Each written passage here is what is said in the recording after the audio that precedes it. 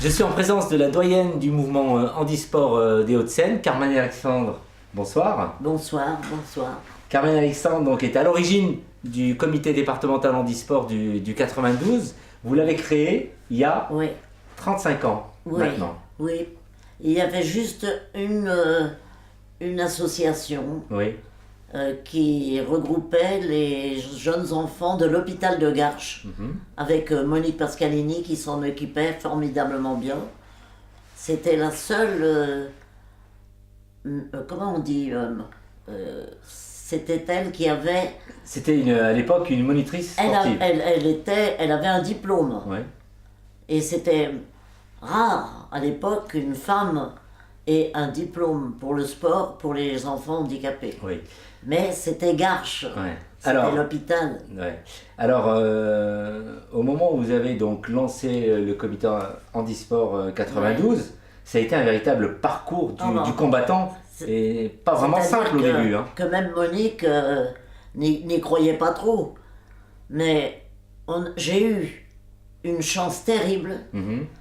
Il y avait le maire de Boulogne, monsieur Georges Gors, qui avait un fils handicapé et qui savait bien de quoi nous parlions. Et quand je lui ai dit que je voulais emmener les sportifs, les personnes handicapées au sport, je verrais toujours monsieur Gors ouvrant sa veste, mettant sa main dans sa poche de veston, Oui. et me dire « il vous faut combien ?» Alors là, c'était sublime. Monsieur Gors nous épaulait. De sa poche. De sa poche. propre argent. Il n'a aussi. pas attendu, il n'a pas dit au prochain conseil municipal, Oui. j'aborderai la question. Oui. Non, non, il a participé tout de suite. Alors à l'époque, donc il n'y avait pas d'association, donc vous avez tout fait pour en créer. Vous avez interpellé les communes. Comment ça s'est passé? C'est-à-dire qu'on a commencé par Boulogne parce que j'étais à Boulogne. Oui, et nous sommes ce soir à Boulogne. Mais on a tout de suite pris la carte des Hauts-de-Seine, on a fait des traits et on a pris zone par zone. Oui. On a dit il faut qu'on recouvre l'ensemble du département. Oui. Alors là, c'était un gros problème. Oui, hein.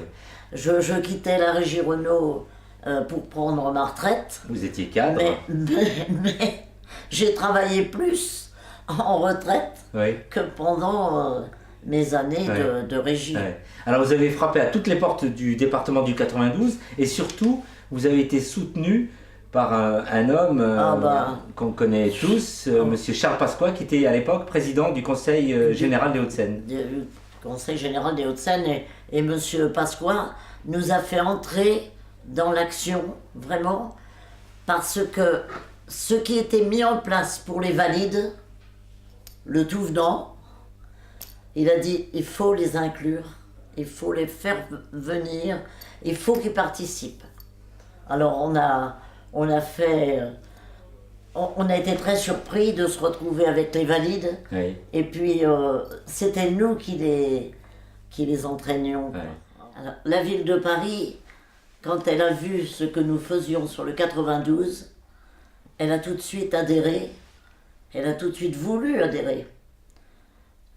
Toujours Paris, c'était la France.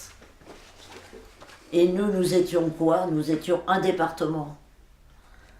Eh bien, ce département 92 a réussi à entraîner le 75, et le 75 est devenu un de nos meilleurs collaborateurs. Oui, oui.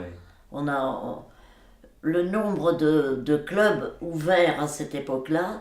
Il y avait l'escrime, parce que n'oubliez pas que sur Paris, il y a les invalides, et qu'aux invalides, il y avait une section handisport qui était très très compétente et qui a su prendre les moyens et faire adhérer. Mais elle a vu grand, ils ont vu très grand comment à l'INI, à l'Institution nationale des invalides, ils ont vu tellement grand qu'ils ont éclaté en plusieurs clubs dans le 75. Oui. Il a fallu, nous, avec notre vieille expérience, il a fallu que nous reprenions tous ces éléments-là et que nous en fassions un seul élément, mais capable de rencontrer les personnes valides au plus haut niveau dans le sport et leur expliquer ce que nous voulions faire. Il y a aujourd'hui près de 1300 licenciés au sein du comité handisport. C'est quand même une réussite. Ah oui. S'il fallait faire le bilan de tout ça, qu'est-ce que vous pourriez dire? Ben, faire un bilan, il ne faut pas faire de bilan. Faut aller toujours vers l'avenir. Donc, bon, on peut faire un bilan, on peut dire, bon, on est parti de zéro, maintenant on est là. Mais c'est pas ça. Il faut continuer de combattre. Parce que, malgré tout, malgré les belles paroles que nous entendons, nous ne sommes pas suffisamment épaulés pour avoir une place comme celle que méritent ces garçons et ces filles handicapés. Ils sont absolument merveilleux.